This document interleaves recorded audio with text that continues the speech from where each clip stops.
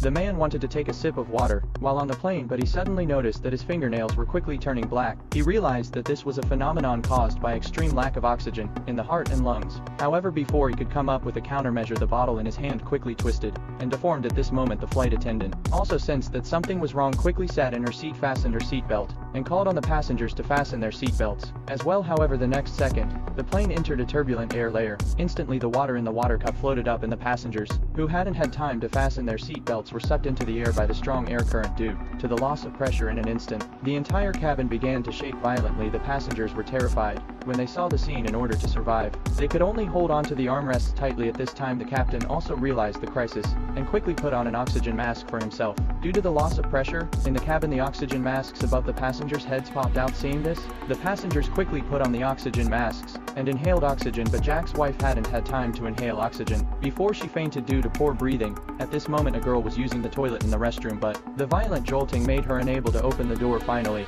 she fainted on the ground in a state of oxygen deficiency. In order to save his wife, Jack went to the position where the flight attendants worked. He found a bottle of emergency oxygen in the emergency room and quickly put it on his wife, which saved his unconscious wife from the crisis of death. After a violent jolt, the pressure in the cabin returned to normal. The captain informed the cabin immediately. It turned out that when the plane passed through the air current just now, it encountered a storm, causing a seal on the plane to be damaged, which led to the problem with the pressure in the cabin. Now, they had already made emergency treatments. At this time, the passengers finally breathed a sigh of relief, and soon the flight attendant found the girl who had fainted in the toilet just now.